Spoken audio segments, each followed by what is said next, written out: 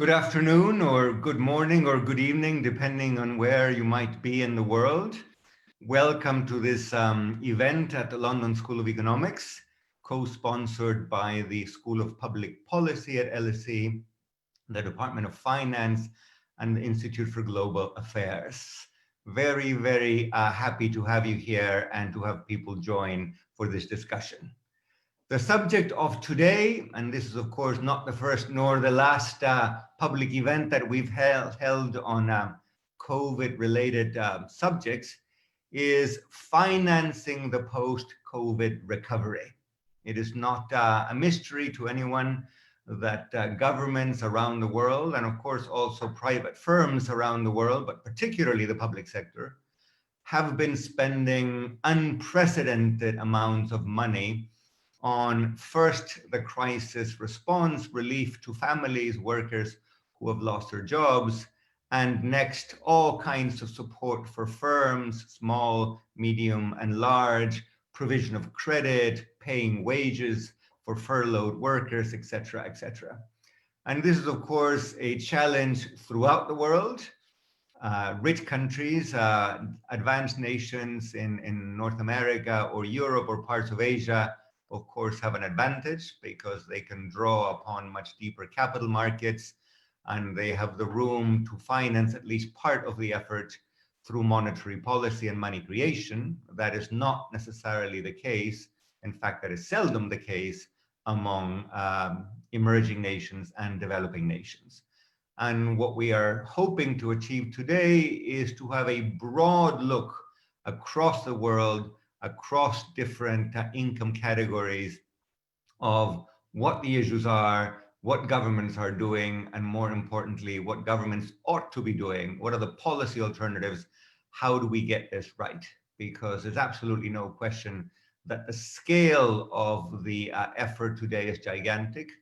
It will not get any smaller as we go into the second stage, or maybe the third stage, and governments begin to spend money to stimulate the recovery. And as a result, what the financing sources are, how healthy, reliable, stable they are. Will the world have too much debt? What happens to countries that were severely indebted already, particularly in the developing world? Those are all kinds of issues that we're going to be talking about today. We are very, very lucky to have an absolutely stellar panel with us, with people with careers spanning the world of public policy and government, academic research in economics and finance, and also the private sector, the actual provision of capital to countries. And I'm going to introduce the speakers in the order in which I will be giving them the floor in just a minute or two. First, we have Jeromin Zettelmeyer, who is the Deputy Director in the Strategy, Policy and Review Department of the IMF. And Jeromin, of course, has had a long career of working in policymaking positions in IFIs in Washington, and also has held senior positions in the German Treasury and in the German public sector. Next will be Anne-Laure Kiechel, who today is one of the senior partners at Global Sovereign Advisory, but who's had an illustrious and distinguished career in private finance, both in New York, working for some of the leading investment banks in that city, and also on the European continent. And she has vast experience on issues of sovereign debt management and debt restructurings, which of course are going to be some of the really big issues going forward in the next few months and years. Next on our very distinguished panel is Professor Ugo Panizza, who is a professor of economics and a Pictet chair in finance and development at the Graduate Institute of International and Development Studies in Geneva, Switzerland. And Ugo also, in addition to his life as an academic, has done work in the policy space in international financial institutions in the United States and in Europe. Last but certainly not any less important is one of the co-organizers, probably the person who did the heavy lifting in putting this panel together, Simeon Djankov, who's the co-director for policy and the research fellows in the financial markets group at the LSE, and who, in addition to being a researcher and a distinguished academic, had a previous life as a policymaker, as a deputy prime minister and finance minister of Bulgaria between 2009 and 2013. So he was in government, as was I actually, during the last crisis. So we have some recollection of how tough that was. And some of those lessons may be relevant for today. Without further ado, I'm going to turn to the panel. I'm going to ask each one of them to deliver some brief remarks, about 5 minutes each. Then I will take the chair's liberty of asking a question to each one of them. We don't have to be too formal. If in the second round, one of the speakers would like to intervene and add something to what's been said, please just raise your electronic hand. And after we are done with those two initial rounds, we will open it up for Q&A from the audience. So Jeromin, the floor is yours for about 5 minutes. Thank you very much. Thank you so much, Andrés. Pleasure to be here. Let me try and share my screen.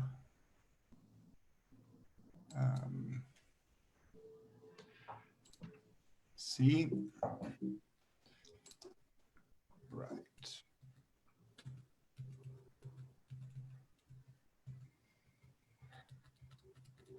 Okay. Sorry for the sliding around. I'm going to be talking about the emerging market perspective. So at the fund, I work mostly on emerging market and to some extent low-income country debt issues. And so I just want to make 2 points. So the first point relates directly to Andrés's introduction, which is that the typical stylized fact, a very robust stylized fact in financial crises, emerging market crises, any type of emerging market crises, I would say since the early 19th century, is that advanced countries and emerging markets are in a completely different spot when it comes to their ability to use capital markets as buffers. So when advanced countries get into trouble, they can go out and borrow and mitigate shocks. That is not true typically for emerging markets. And in fact, in many cases, the shock is triggered by a tightening of financial conditions, a so-called sudden stop, or at the very least, it is magnified by a tightening of financial conditions. Now, this time round has been very different. So there has been some tightening of financial conditions, and there was one of these infamous sudden stops in capital inflows in March. And so emerging markets were hit in many more ways than advanced countries. Subsequently, however, this has disappeared. So we will see in a second of whether this is fragile or not. It is probably fragile, but the remarkable stylized fact is that external finance has acted as a shock absorber on net in this crisis, even for emerging markets, not as an amplifier. And that is unusual in a historical sense. And so the consequences of that is that given that they had continued access to debt finance, or sometimes regained access after briefly losing it, macroeconomic policy reactions in emerging markets have actually looked a lot like policy reactions in advanced countries, only less so. And by saying they have looked a lot, what I mean is that they have been counter-cyclical.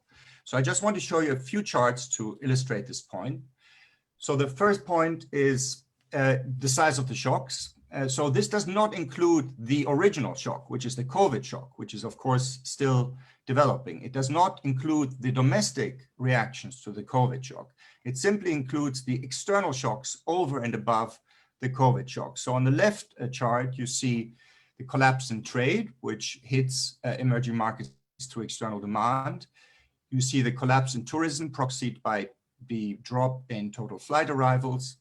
In the middle chart, you see commodity prices dropping precipitously in February and March, and this hits commodity exporters. Many emerging markets are commodity exporters. It's particularly true for oil exporters, but also for metal exporters. You also see a bit of a recovery in April and May, but not to the original levels. And finally, in the right chart, you see the sudden stop. So the sudden stop is the spike. I hope you can see my mouse, is this spike that you see downward in March. A very large outflow of almost $90 billion in portfolio flows. So these are secondary market outflows.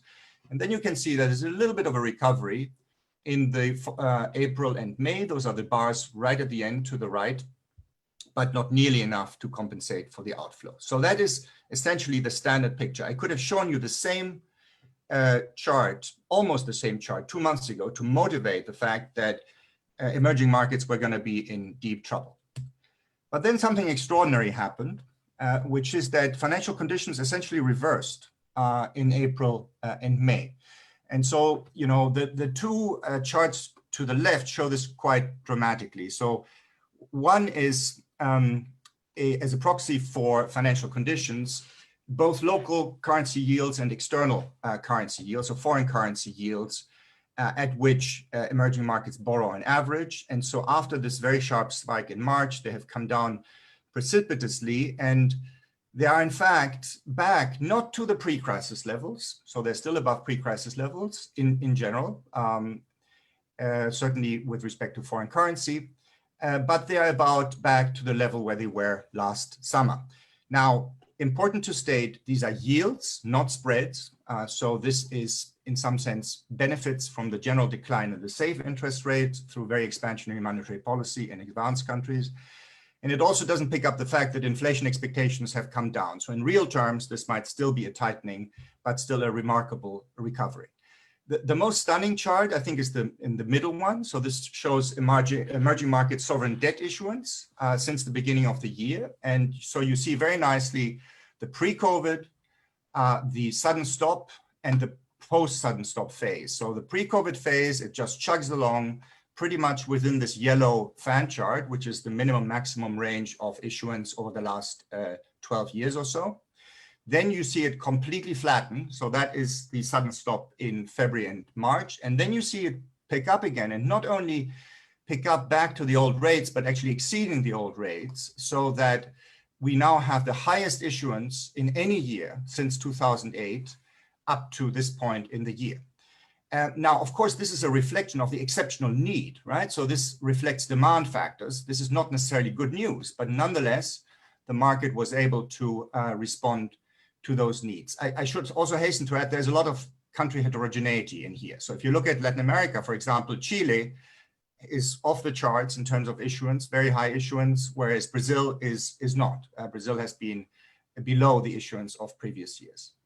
And then the final chart just makes the point that in spite of sort of this good news, there are still some countries that have been cut off from external finance as a result of the crisis. So this is a sort of rough proxy. I use 750 basis point spreads as sort of roughly indicate sort of the proportion of emerging markets that would generally have the ability to issue, right? This is why they have bonds for which these spreads are defined, but they then get into trouble and the spreads rise to levels where typically you do not see issuance. And so, you know, just before the crisis, we had by this tally, six emerging markets that were in that category, 2 low-income countries. Of course, we have many fewer low-income countries that are, for which spreads are recorded at all.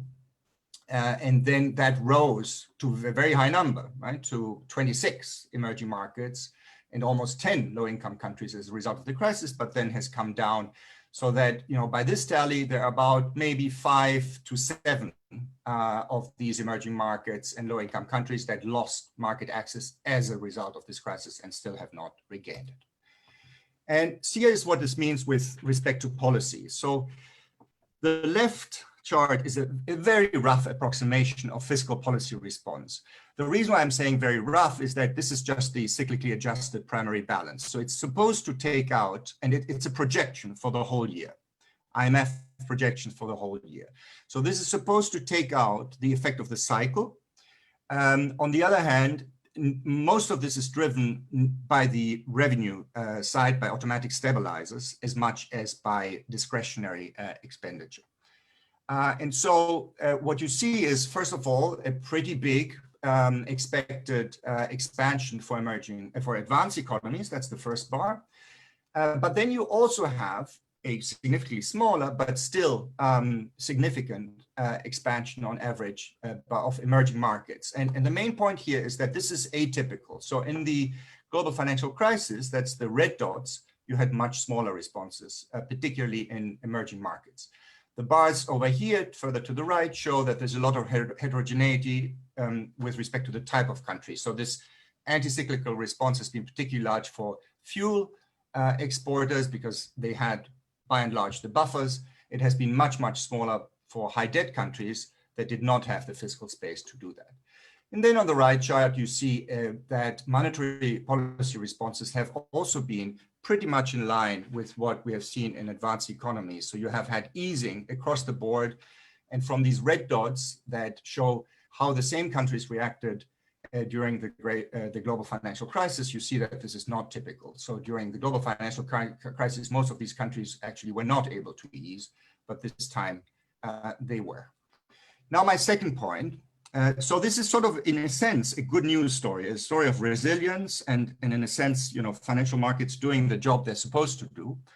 But, I hasten to add some caveats. And so my second point is that you should not derive too much comfort from these facts for the next phase of the crisis for three reasons. First, these favorable financial conditions are extremely fragile. So why are they there? Well, they are there mostly because of this extraordinary easing by central banks in advanced countries, particularly by the Fed, right? So you can see a direct link between Fed statements, Fed actions, and issuance by emerging markets. And so that might go away. It might go away for several reasons, because central banks turn more contractionary in advanced countries, because commodity prices drop some more, or because market sentiment towards emerging markets switches. The second point is that even if financial conditions were to be unchanged, in some sense, emerging markets have largely used the room they had to borrow at this point, right? So this is, again, very country specific. Some countries still have room to borrow, others have pretty much exhausted it. But this will not go on, right? Rather, just because it happened in the last 3 months doesn't mean that it will necessarily continue as fiscal space is exhausted. And then the third and most worrisome point is that, of course, as this crisis either persists or as it changes longer term fundamentals, potential growth rates, right? Demand, relative demand, tourism is a big one, right? Commodities, all these things really hit the ability of emerging markets to repay their debts. Many countries could become insolvent. And so how do we address these three problems? So the way I would think about it is that the first two problems can be addressed essentially by a substitution of market lending through official lending, particularly IMF lending, and some of that has occurred already, not very much. These loans, IMF loans that we've had, were to many countries, but they were small. The really worrisome bit is the third problem, which probably cannot be addressed through IMF lending, because it may not be fixed simply by some form of fiscal adjustment and reform. And so this is what I personally work on and what sort of keeps me up at night. Roughly speaking, there were about a dozen low-income countries, emerging markets, that were already in default or in the deep debt crisis before the crisis. We've already seen this number go up by roughly 3 to 5, depending on how you count them. I would expect a further rise. And then the problem is, how are we going to deal with it? So there are three basic ways. You can restructure debts, you can go for high inflation, you can go for some form of capital controls combined with financial repression. I tend to think the best approach is the first, clean debt restructurings. But the question is whether we have a system in place that does that. The answer to that question is, by and large, yes, but it could be tested if we see many of these cases at the same time. Sorry for taking so long. Thank you, Jeromin. You delivered some good news, although you hedged your bets toward the end. Much food for thought there, and I'm sure we will return to some of these very important issues in the second round. Jeromin overstepped his limit a little bit, so please, other speakers, don't infer from that we should all do the same. But without further ado, Anne, the floor is yours. Thank you very much. Just very quickly, I'd like to rebound to a point that Jeromin made around access to market, because indeed there was a sudden stop, but there was an immediate, extraordinary recovery.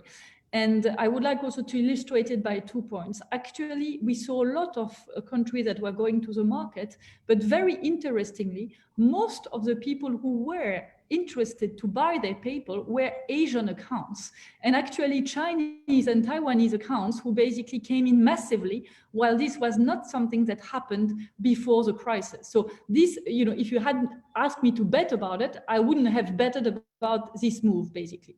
This is, of course, linked with the fact that there is an enormous amount of cash available in the system, which investors have to invest and that they want to invest.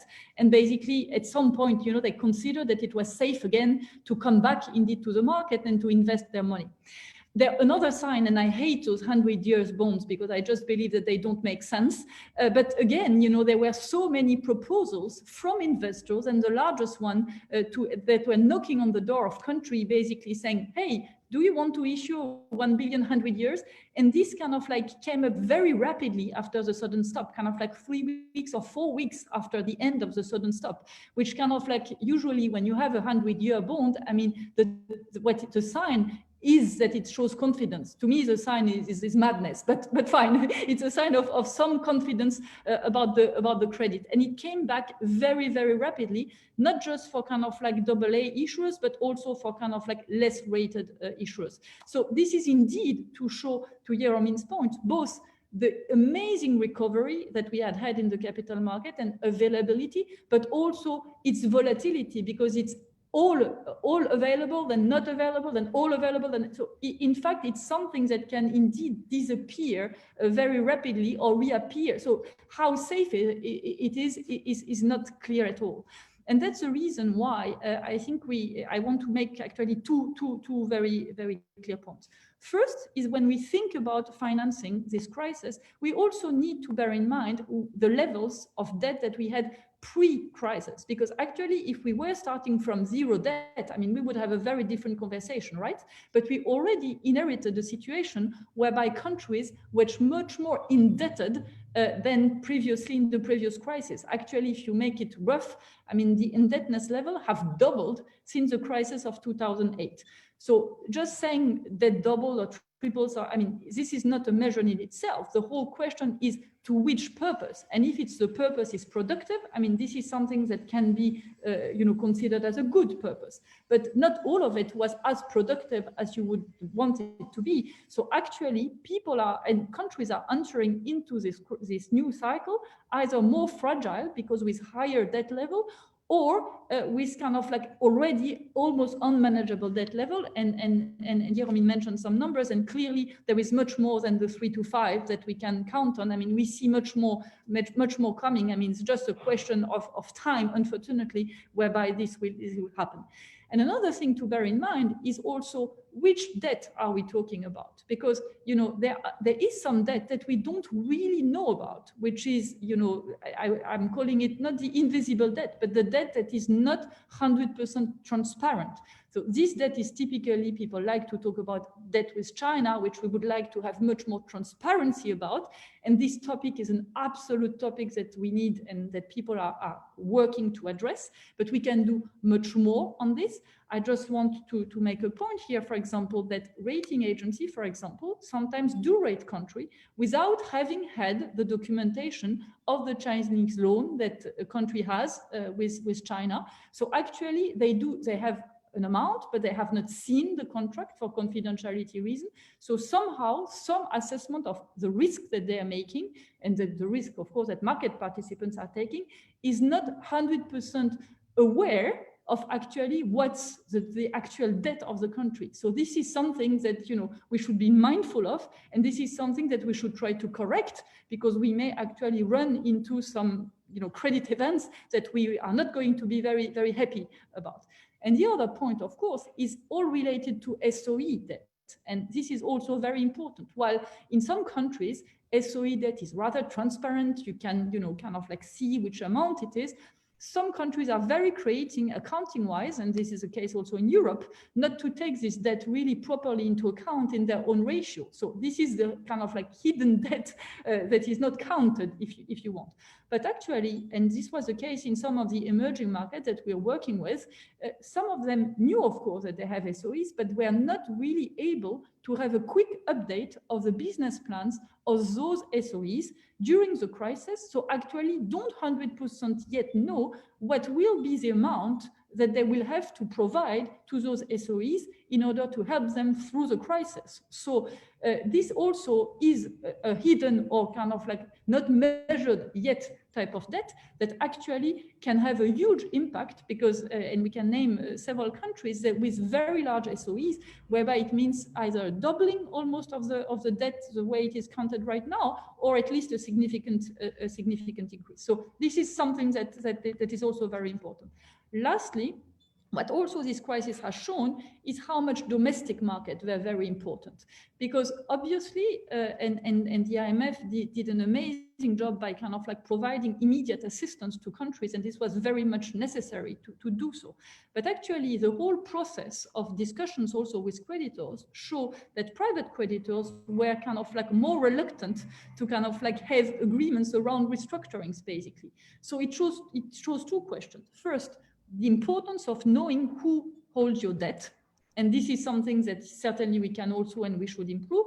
And the second is when you go international, of course, you know, this is a good diversification, but sometimes it's better to go domestic and to also kind of like manage your currency risk in order to make sure that you do not aggravate your crisis.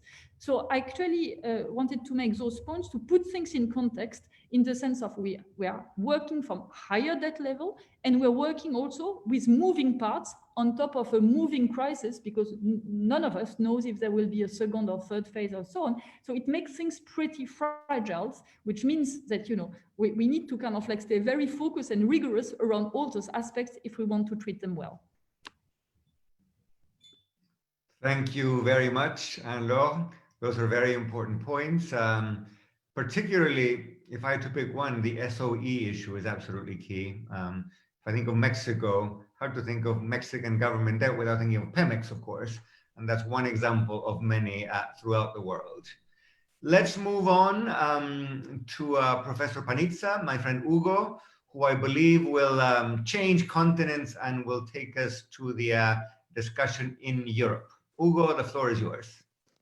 Thank you very much, Andrés. Yes, I'll move to Europe. Today I got to talk about advanced economies. But before saying that, with my partner in crime, Simeon, we have a book which focuses on developing countries, which will come out on Monday. And Andrés authored one chapter and Anne-Laure another one. So just using this opportunity to advertise. But I prepare some slides. I think this is timely. Today there was a meeting of a member country of the European Union to discuss the recovery fund. So I thought that I would talk a little bit about this. You know, many countries, my own country, Italy, entered the crisis with very high levels of debt. And, you know, the fund is expecting these levels of debt to go even higher. So here in green, you have 2019, in red, the expectation to 2021. And my feeling is that this expectation is optimistic. And this might limit the ability of this country to respond to the crisis. So here I'm quoting, I hope I'm not quoting him wrong, great Minister of Finance, who at some point said something along these lines, so that if you want to be Keynesian, you have to be Keynesian not only in bad times, you also have to be Keynesian in good times. And this graph sort of shows this point that was made by Andrés, that countries that entered the crisis with lower levels of debt were able, are expected to be able to run larger primary deficits next year, which is exactly this point. You know, you were Keynesian before, you can be Keynesian now. So this is good, but now we have a big problem, and the idea of the recovery fund is to try to help somehow countries which were not so Keynesian and now are facing some problem in financing the recovery. So the main points, sorry. So the ideas, also the plans was being discussed today.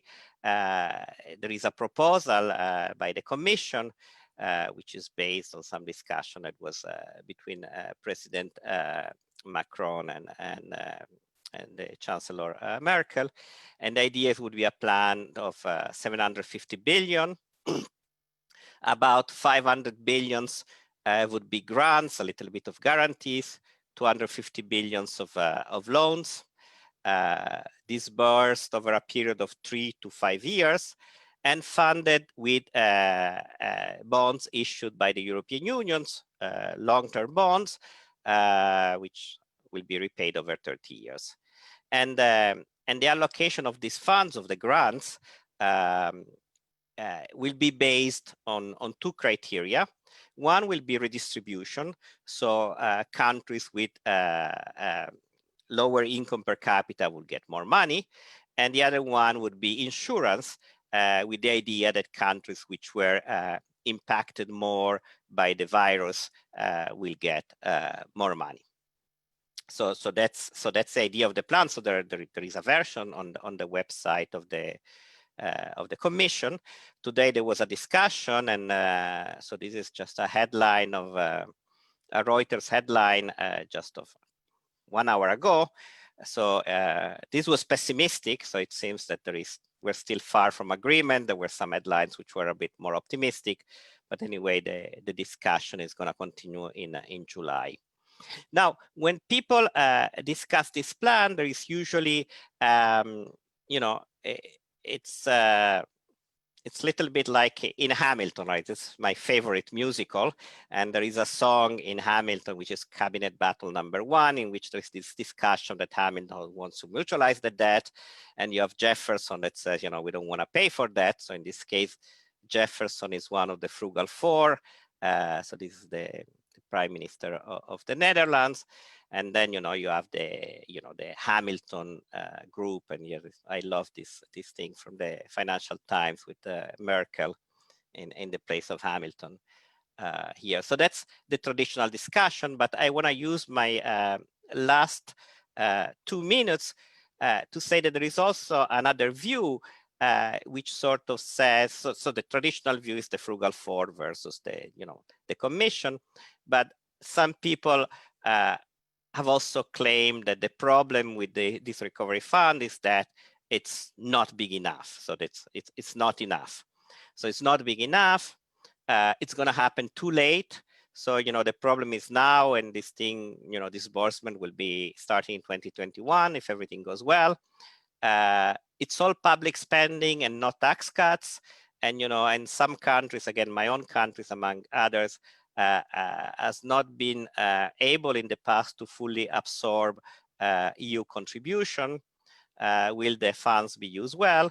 And so at the end, the criticism is that, we wanted Euro bonds, which would alleviate credit constraints, but we got this stuff, which is, is not enough. So here I thought that I could write a Hamiltonian, like when we solve the Hamiltonian, we usually assume that there is some budget constraint, which is the transversality condition, but you can borrow as much as you want as long as you satisfy that.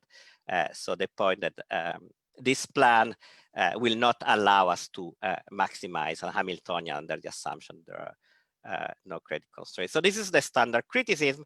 I'll try to stay within the time. Let me conclude with my view. I think this criticism, there is some truth in them, but the plan is not so small. Again, these are very back of the envelope calculation based on the plan, but some countries are getting a large share of GDP if the plan is implemented according to plan. So 15% of GDP, even if it's over a period of 3 to 5 years, is not so small.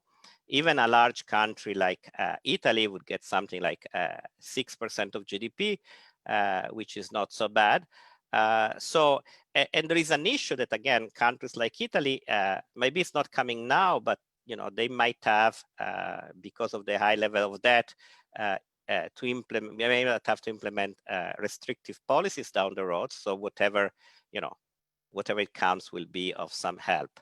So I think there are other issues here we can discuss later, but my view that this is an important plan. Maybe it's not everything you wanted, but it's a good step in the right direction. So I close here. Thank you, Ugo. Lots of food for thought there and questions that we will return to in the second round. Well, if Ugo is right, Bulgaria is the net winner of this move. And we have a Bulgarian next on our list, who I believe will talk about this and also the role of the private sector in the crisis. Simeon, the floor is yours. Thank you, Andrés. Yes, it's very gratifying to see Bulgaria potentially benefiting quite a lot from European solidarity. I remember in the last crisis, as you said, Andrés, we were both finance ministers and we had similar discussions. Solidarity then was not as forthcoming as it seems to be now. So Europe was quite slow to react to many of the topics that we are discussing now. So hopefully these lessons are learned and we do see this solidarity, but also see it quickly in Europe, but also around the world. I want to spend my time discussing actually the last point of Jeromin's presentation, which is solvency, or the worries about sovereign solvency, and I will draw the connection between sovereign solvency and solvency in the corporate sector of countries around the world, where a lot of my research and policy experience has been. And I'd like to make 2 points around this solvency debate. The first point is that to a large extent, sovereign solvency depends on the ability of the private sector in every country to recover from the crisis, to be solvent itself.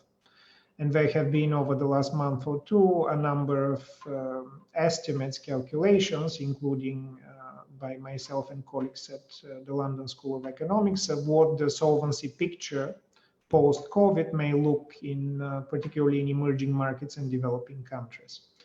And as Anne mentioned already, both at the sovereign level, but also at the corporate level, there was quite a lot of indebtedness to begin with. So countries after the previous financial crisis, but also firms, have borrowed quite substantially, hopefully for productive uses.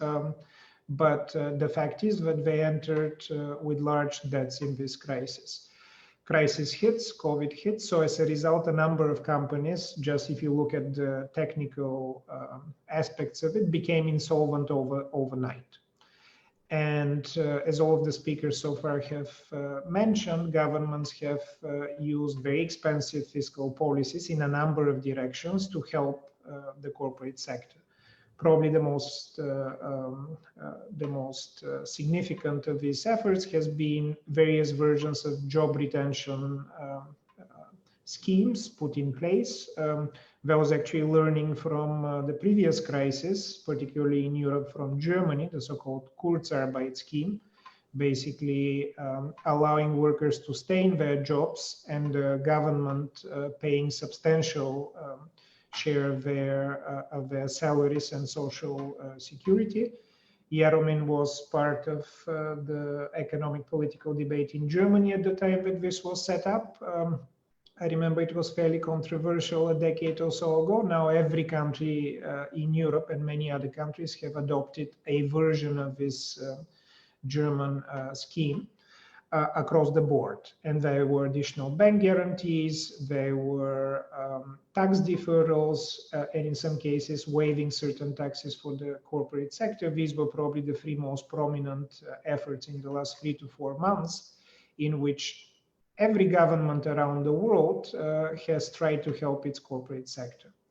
The issue is, and I come to the point of solvency, that this costs enormous amounts of money. So it is not possible over time, even for the richest countries. We have some numbers from the United States, from the United Kingdom, from Germany, from France.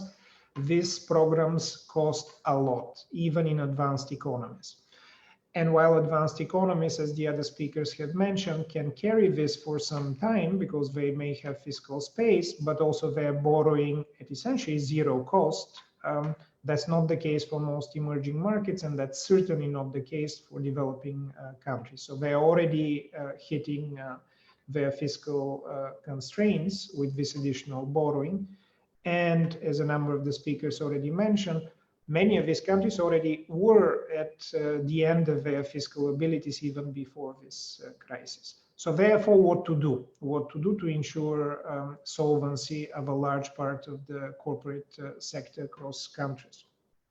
So 2 points. The first point is that clearly countries, from rich to poor countries, they cannot sustain the current level of across the board for the whole corporate sector, financing a large part of the wage bill, and then essentially also serving as a bank of last resort through bank guarantees and other bank schemes. There has to be some level of targeting. So whether it's a sectoral level, and we're now starting to have some data available across countries of which sectors are most affected. And we do see now a number of schemes arising which are sector specific.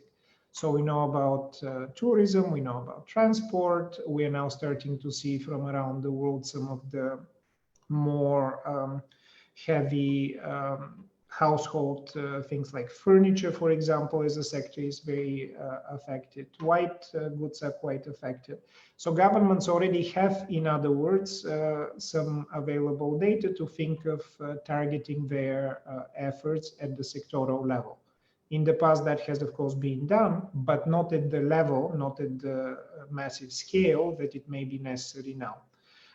So we need to think of how this is done, what is the right channels through where this can be effectively targeted. And I think this is one of the most significant challenges ahead of governments.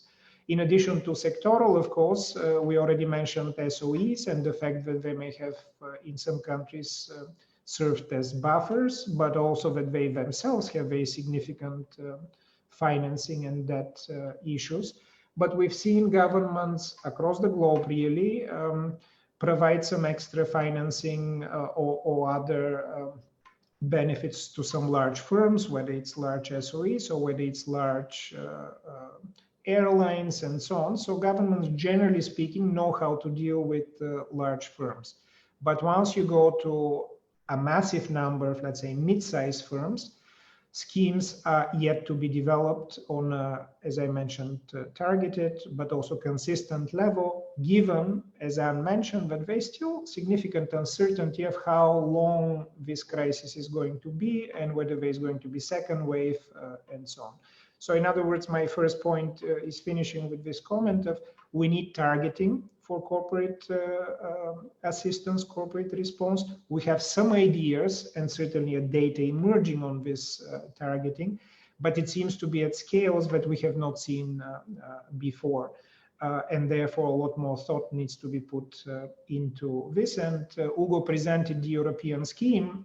Notice that it does have some very nice features, but does not have targeting. So that needs to be developed in the future. And my second, Andrés, and shorter point is that as we think of this targeting, as we think of how to help, continue helping the corporate sector and households as well, perhaps as former finance ministers, you and I, but more generally governments and international institutions need to think of what the next tax regime of countries around the world is going to be, particularly with the corporate sector, but maybe also with households, in the sense that a number of countries around the world depend on direct taxes, corporate income tax, individual personal income taxes. For the next few years, these taxes are going to be near zero because, as I mentioned, solvency in the corporate sector is is an issue, there is not going to be much profitability, certainly this year, next year, maybe the year after. And therefore, as we're spending a lot, as governments are spending a lot, they're also not getting as much in terms of tax receipts, and they're not likely to get if their system depends on direct taxes. So there already is some discussion, and we saw this in the past crisis, where a number of European countries shifted more and more towards indirect taxes, value-added tax, customs duties, excise taxes, which gets us to the green economy, and maybe this is a possibility to go more in that direction and tax oil and gas and so on in a number of developing countries as well. I'll leave you with this point, but it's not only the current solvency that we need to think about in the next few months, but we also have a bigger fiscal challenge, not just on the spending side, but also on the tax side of how do we have a robust tax systems in the next 2 to 3 years. So once we recover from the crisis, we actually have, as Ugo again mentioned, we're Keynesian then as well. I'll stop here. Thank you, Simeon. Glad to hear from a fellow former finance minister. Completely agree that the tax issue is gigantic, probably not for tomorrow, but for the day after. Not fashionable to speak about tax increases when we're in the middle of a crisis, but you're absolutely right. We have to be thinking ahead, and that will be the next issue on the agenda when the crisis begins to abate. All right, I'm going to return now to Jeromin. We're going to do a quick round of questions, and I will remind the speakers that this time around, we're looking for shorter answers so that we will have at least half an hour to do Q&A with the audience. So Jeromin, I have 2 short and related questions to you. You were quite gung-ho, and I share your optimism that unlike what happened 10 years ago, a lot of EM governments have been able to tap the markets and do so pretty generously, not in March, but then in April and in May. But that's the governments. If I look at private flows, in fact, many have been going in the other direction. So if I wanted to look at the same numbers, but in a somewhat less optimistic way, I'd say the governments are drawing down their credit lines because they know they will need money down the road. The private sector is in fact getting its money out of EMs. So the net flows are 0 or negative. And once governments have drawn down the credit lines will be out. They will be exhausted. And a year or 2 from now, maybe 6 months from now, the situation will look a bit more dire than it does today. So that's sort of the first half of my question. And the second half follows directly from what you said toward the end, namely, if at some point the flow of capital by private agents in private markets ceases, then the world's eyes will turn toward the IMF. And if I remember, your boss is on the record as having said that the world, the emerging market world, needs about 2.5 trillion, and the fund would probably lend about $1 trillion in the best of all possible circumstances. So where do we find the remaining 60% of that amount that the managing director identified? And what kinds of creative thinking are going around in Washington that maybe you can share with us? Over to you, Jeromin. Thank you. So, I take your point on that the private sector has done less well in emerging markets than so far the official sector, in part because of less access to finance. But even there's of course enormous heterogeneity. When you have large corporations in emerging markets, as you know, some of them can actually borrow at more favorable conditions than their own governments. But as I said, I did not really want to give you an optimistic vision for the future. This was a statement of what has happened in the last few months, which frankly surprised me. And it is fragile for the reasons I tried to explain. And so then the second part of your question, what could the IMF do? So first of all, what the IMF has already done is we have provided I think, 69 emergency assistance requests, about 25 billion, which shows to you that on average, these are quite small requests. And then, of course, we have the big money, which goes to 4 Latin American countries on a precautionary basis, including yours, through the flexible credit line. And that's, I think, has committed at this point, maybe over 100 billion. So we have about 1 trillion in financial firepower. Of that 1 trillion, about 250 billion, if you count everything up, is committed. So we have about 3/4 is free. Now, on these, I'm not sort of a huge fan of these financing gap calculations. So we do them at the fund. And so the 2.5 trillion number is the very first one that we did and that the managing director quoted. You have to remember that this is before you even count the reserves of countries themselves. And basically, it assumes zero market access, right? So these are really effectively the financing needs given expected capital outflows and given expected current account deficits, which of course have gone up a lot.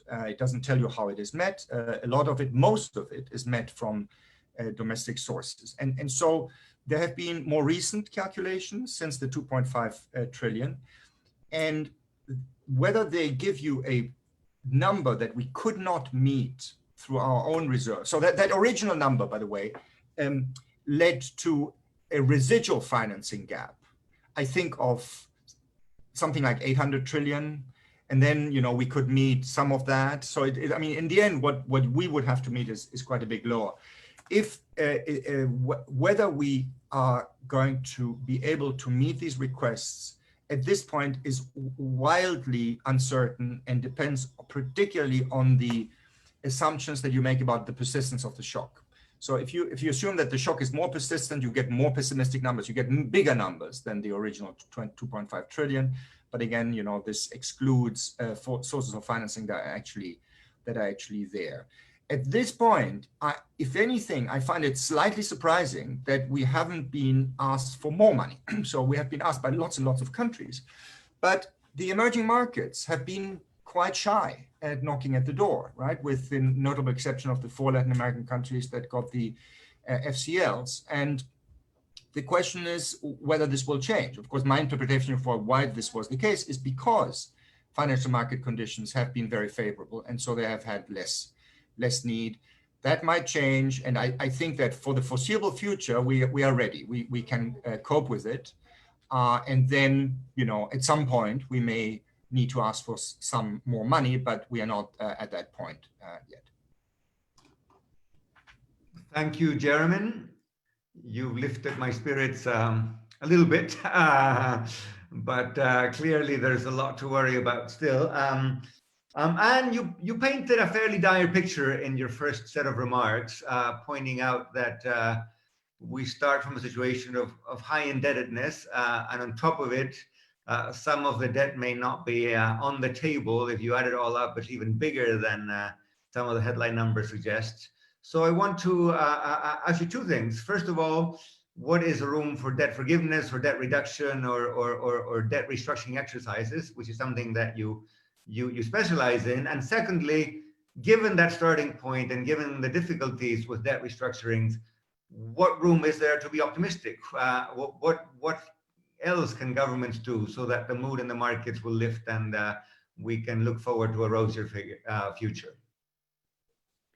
Sure. So I'm always very optimistic. So I always think that even with the bad news or with a crisis, you can turn things around. So I actually hope that this crisis will be an opportunity about this. But answering to your question, clearly, I mean, the first forgiveness have already happened, or the first restructuring have already happened, which were done by IMF on some of its debt, and also the multis on some of their debt, and also on some of the bilateral. This is a whole Paris Club type of initiative, whereby 18 countries have already kind of like been granted the G20 agreement for lack of a better term around this, which is basically kind of like giving them room to maneuver until the end of the year on interests that were due during this period.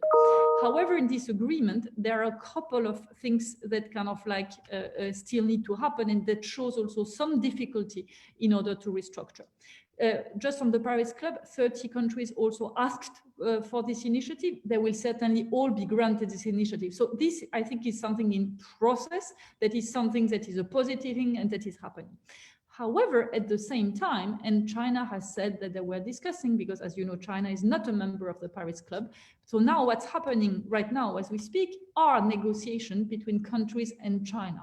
And that's where I think we all need to be extremely careful and mindful of what's going on there, because we may and we should use this opportunity to ask for more transparency, as I stated before, around China debt. So I believe it's absolutely crucial, because the last thing that we want is the new Chinese debt or the restructured Chinese debt right now to be even more constraining to some countries. And we know that some things are happening about this debt with collateral and things that, again, you know, we do not capture in all of our database and knowledge. So this is something that we should be very rigorous around doing. But if we push for transparency, and if we, you know, this is something that can actually improve overall, but we need to be very firm on this. And I think this is now the time to do it, because those discussions are happening as we speak.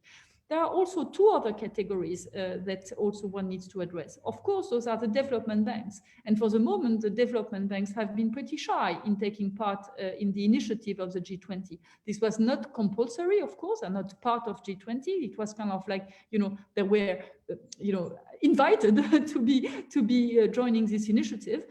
But actually, because it has consequences also on their rating, for example, I mean, they're very shy in doing those things. So this one is also something that we need to be working on, because we obviously need the development bank to be very involved, both in this initiative, but also in the financing of new projects or ongoing projects that are absolutely vital for the states, be it the infrastructure in Africa. I mean, those projects are vital, should continue to go on at very attractive rates. And of course, there is the overall debate with the private investors, where there were a lot of initiatives. The IIF was very kind of like taking the lead on trying to find some solution there. But as always, I want to say, with the private sector, you have some intention, but then the result isn't, sometimes I would say, disappointing, right? So it looks like while we wanted a frame, and while certainly a frame would have made a lot of sense, we're certainly going to end up usually where we end up, which is something that is, again, very bilateral in the sense of one country negotiating with its creditors, which, you know, okay, if this is a way to go, let's do it.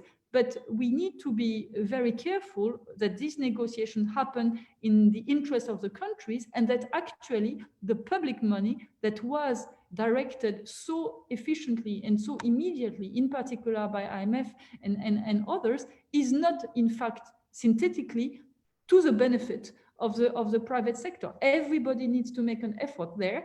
And certainly debt that are at 7%, 8%, 9%. I mean, you know, those debt are high coupon debt, and we need to kind of like also do something about it in order to kind of like make sure that they do not weight too high on the balance sheet of the state. And it's very important, because some countries were almost dissuaded to take part in the G20 initiative because of, for example, Moody's, you know, reading of the situation, whereby you knew you were going to get a negative outlook if you took part in the discussion. So those type of things needs to be very much taken in place, because if then a country has a feeling they lose access to capital markets by going to those initiatives, you actually have nothing happening. So we need coordination there. Sorry, I was slightly too long about it.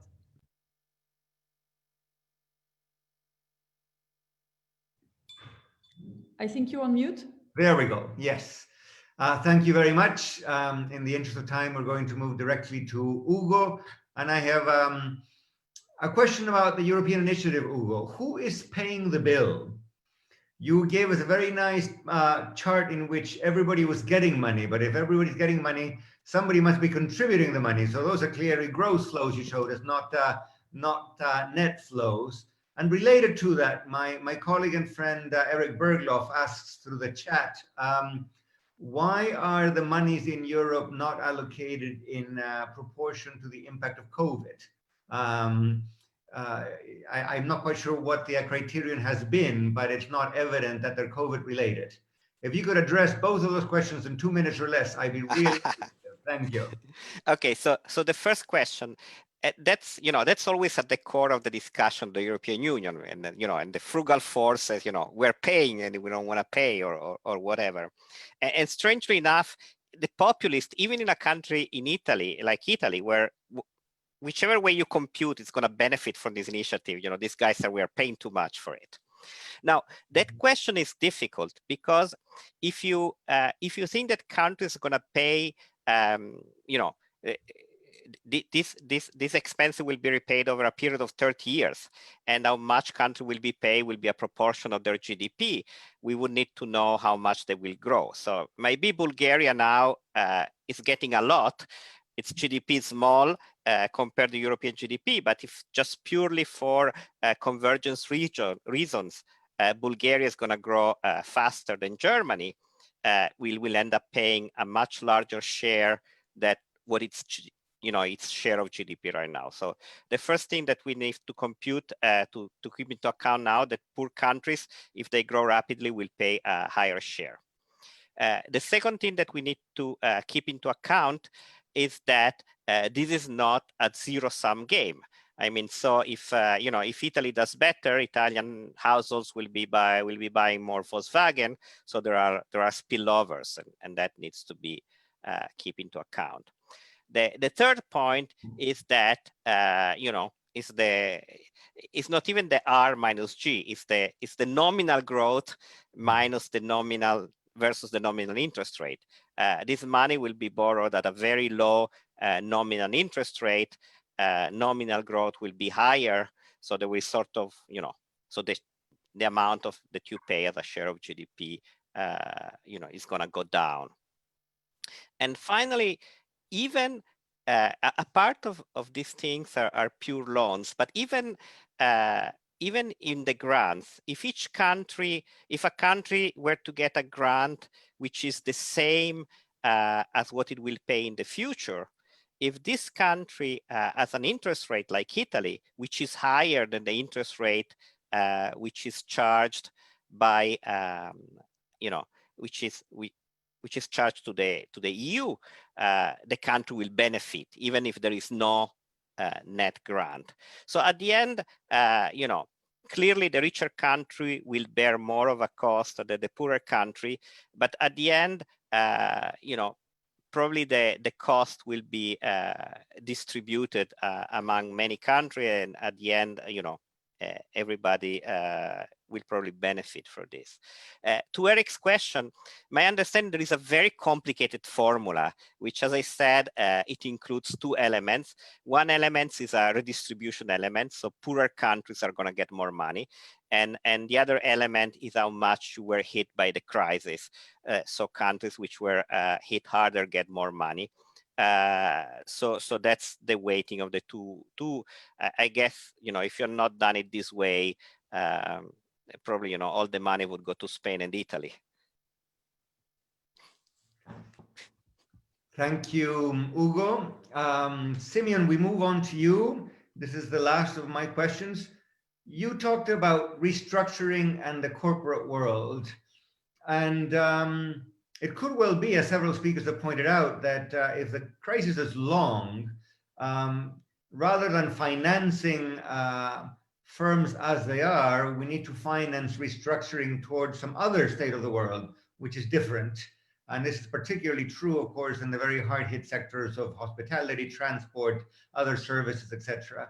If this is so, if we're looking at a different world, what else should governments be doing, and how do we rethink these government support programs so that we're not simply giving money out to companies that are not viable in the long run, but instead facilitating that very necessary restructuring?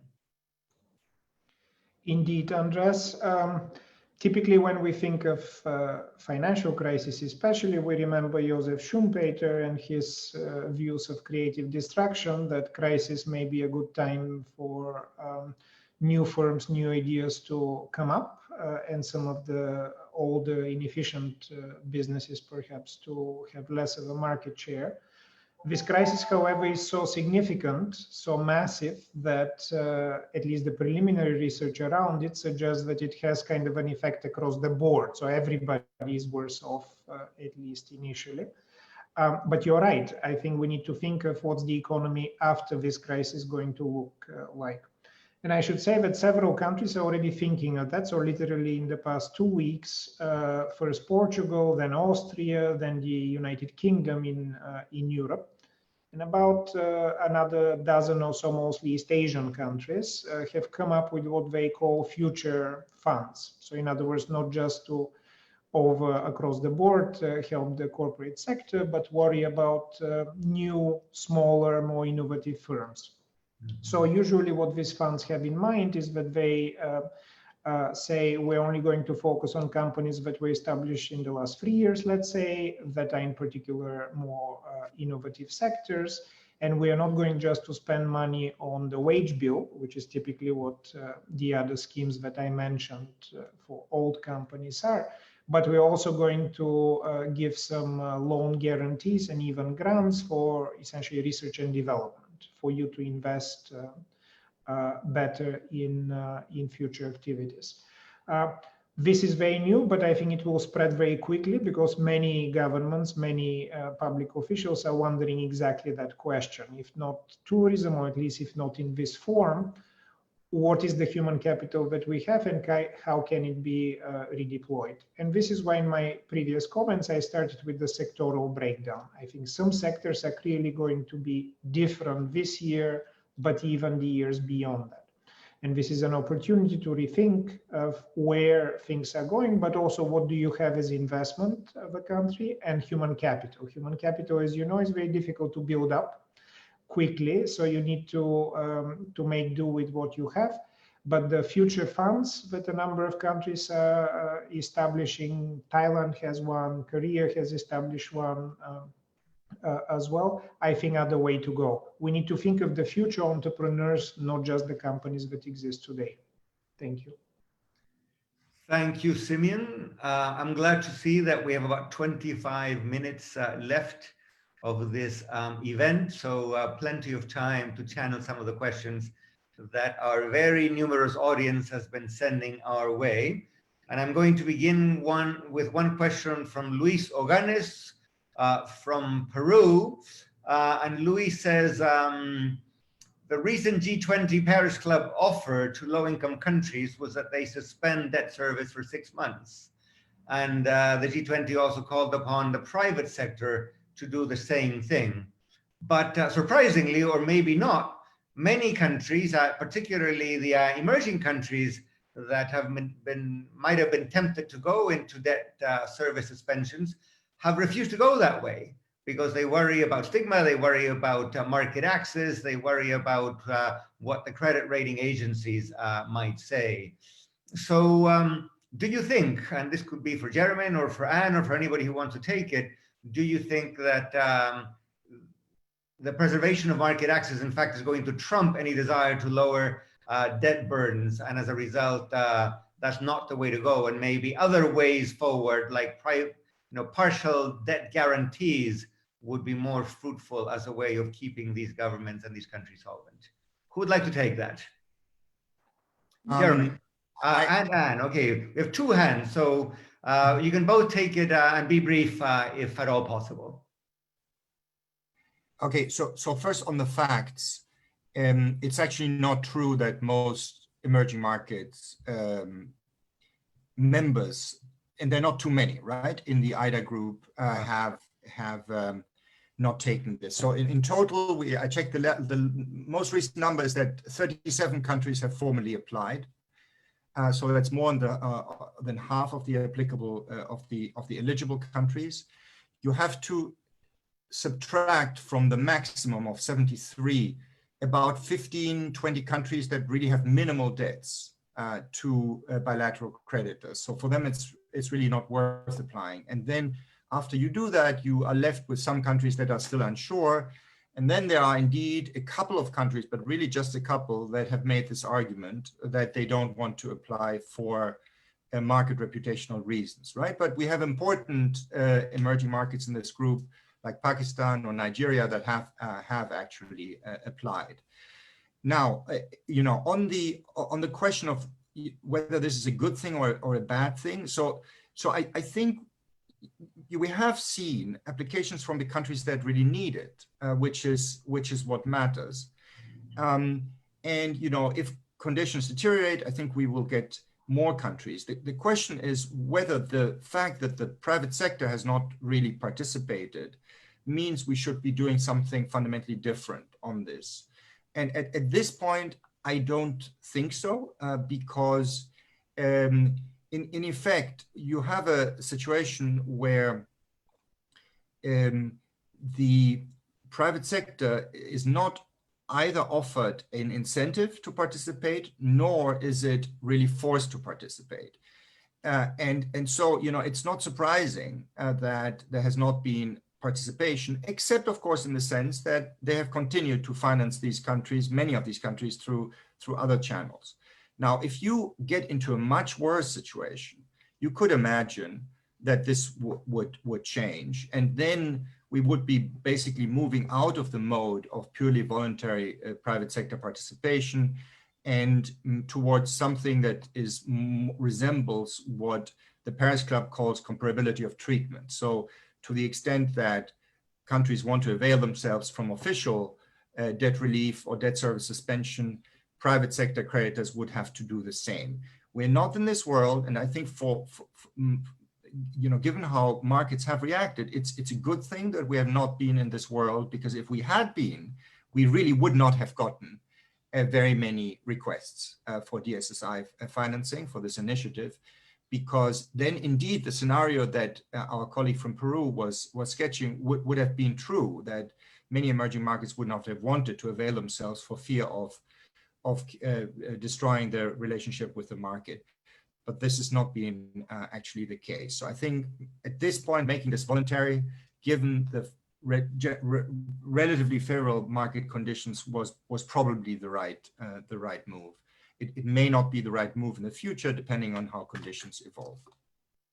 Thank you, Jeromin. Anne wanted to add something on this, but while she has the floor, I'm also going to ask her to address the following question from Olisa Madwegbuna, who says, given what we've learned in this episode, what changes can we expect in future debt restructuring technology? Today, we have collective action clauses. We have natural disaster clauses. Is that enough, or should we be looking at other changes in debt restructuring contingencies or ways for addressing excessive debt in the future? For sure, the collective action clause is a huge step forward, and clearly would make and makes any restructuring much more easier than it was before. So this is a huge step forward. The most important thing in a debt restructuring, and that we need to progress much more on this, is the know your investor. Because actually, well, first of all, it's very difficult because, I mean, it changes, it evolves and so on. But indeed, you need to know with whom you have to negotiate.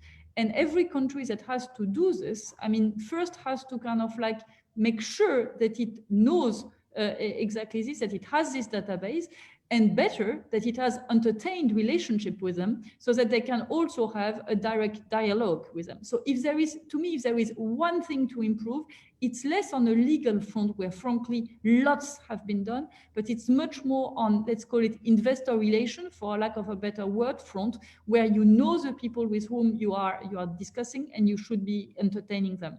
And actually, I'm surprised about one thing, that is there have not been yet as many investor calls from countries as one would have expected. Typically in this, and I think this is something that we should push countries to do, because in this crisis, even if sometimes you don't have the answer, you can still say, okay, this is the update on the sanitary situation, this is what the measures that have been taken, and you inform step by step. This also is a way to build further confidence also for private investors, in order to accept if you're going to ask them to push back debt for 2 years or something like this, because they're part of the process, they're involved into your policy making. And I personally believe that rather than more incentive or anything of such kind, it's just common sense that would kind of like make them comfortable around your project and where you want to take your country, that would kind of like make them be, be one of your partner, basically. And just one slight sentence on what Jeromin said. I fully agreed, of course, with all what he said. The 18 countries that have signed the Paris Club Agreement represent 1.5 billion, just so that we also have an order of magnitude dollars. And what is important is some key countries that shifted. Typically, if you take French-speaking Africa, the fact that Ivory Coast and Senegal applied to it was very helpful, because Senegal was afraid to do it alone and that Ivory Coast would have been favoritized by the market and so on. So it was also important to have key countries applying to this, and that's good to have seen that there were cooperation there, and that it's gonna for sure push more countries to do this and kill the kind of like market argument, despite Moody's reactive negatively to this. Thank you, Anne.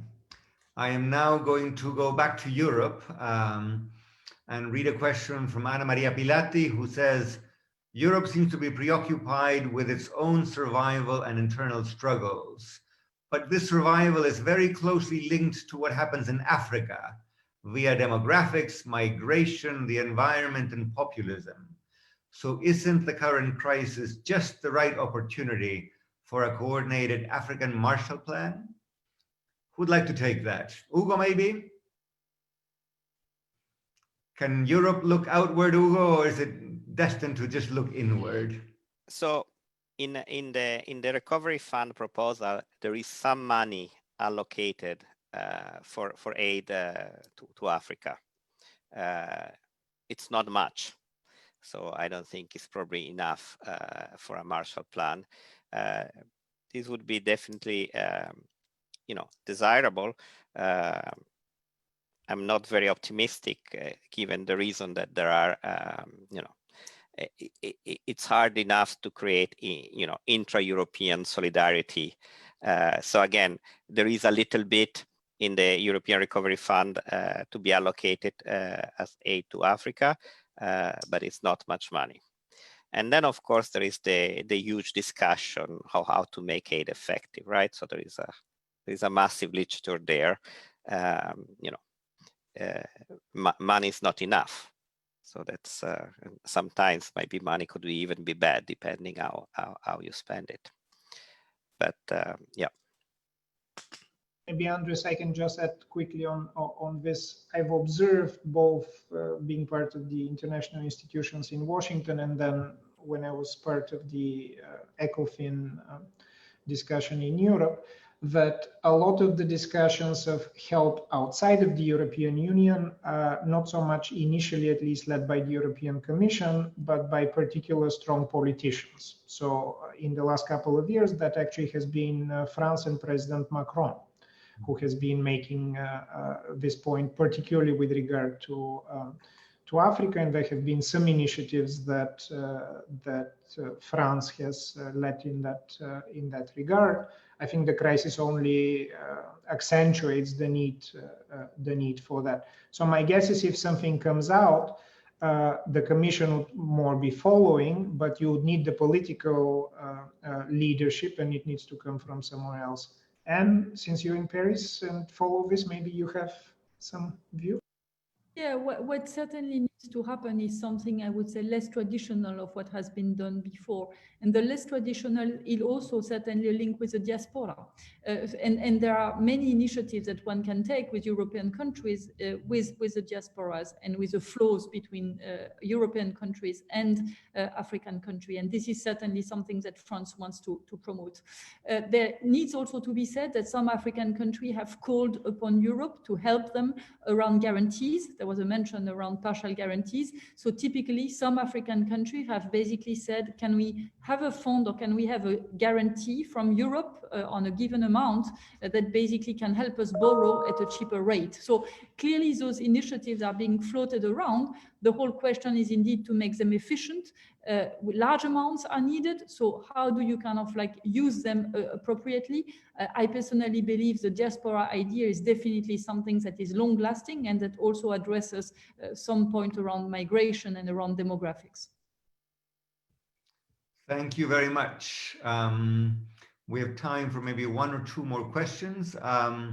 Here's one from Paul Hannon, who says, another new development is that some emerging market central banks are also doing QE. And I think the question is aimed at Jeromin.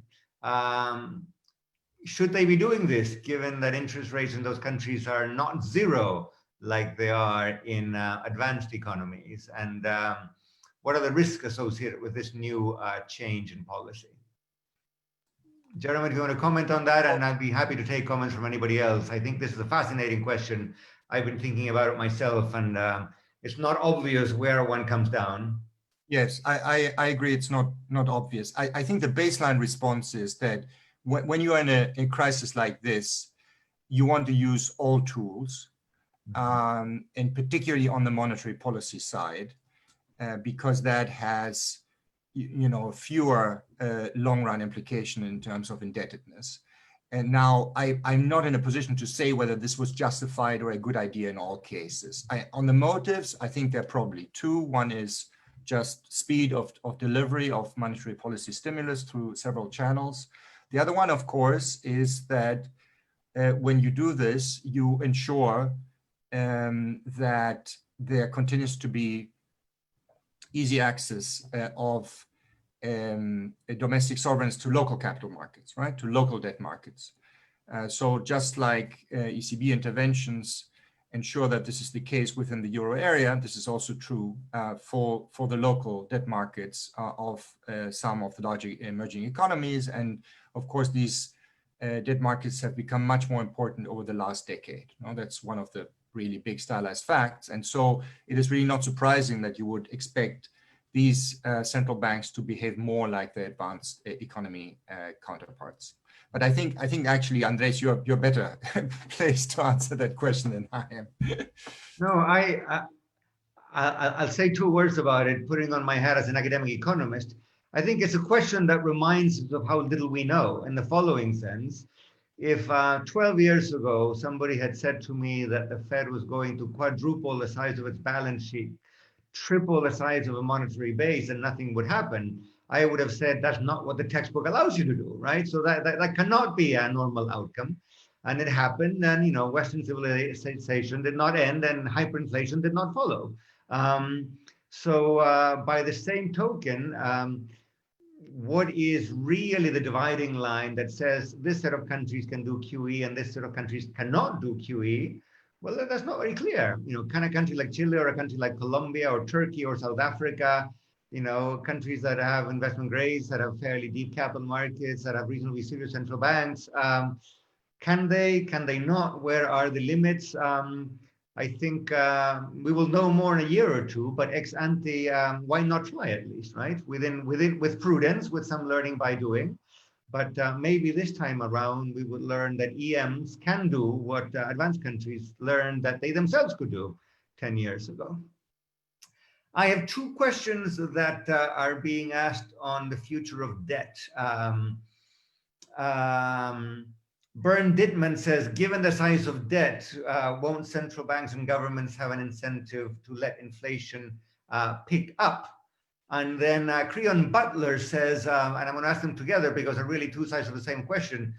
Given the size of the debt, shouldn't countries be issuing more index debt to show the markets that they do not mean in the future to inflate away the value of the debt?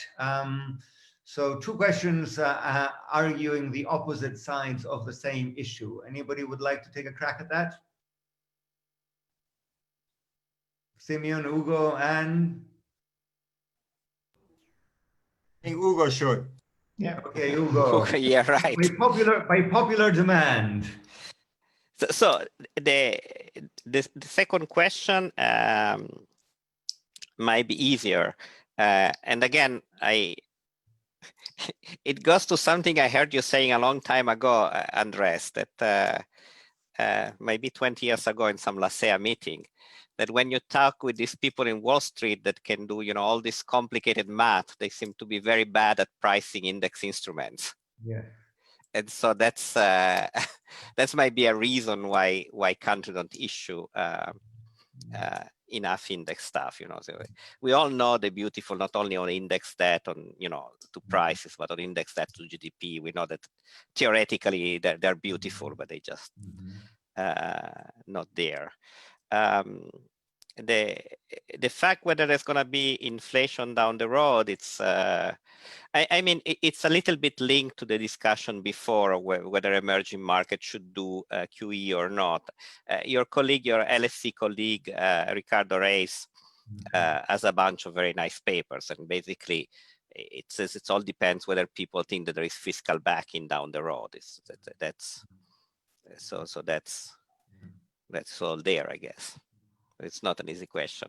Yeah. I forgot to say something before, something a bit provocative before, when there was this question about Europe, and it's again a former colleague of yours, Andrés, Land Pritchett, which he has shown that a wise immigration policy is much more effective than any form of aid, right?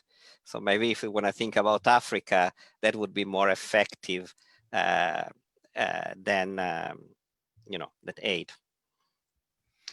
That is provocative indeed in the current climate. I am tempted to say that we in Latin America have received many more immigrants per capita from other countries in Latin America, particularly Venezuela, than have most European countries, with the exception of Turkey. And there is no big political upheaval. So the political sensitivity of us countries to migration is quite heterogeneous, to use a polite term. But you're absolutely right, Ugo. We have 4 minutes to go, and I'm going to close with one question directed at Simeon that says, given all the debt that countries are issuing and all the extraordinary expenses they are incurring, what do you think is the future of much needed infrastructure investments to turn the economy green? Will investments to mitigate climate change be a victim of the current crisis? What do you think, Simeon?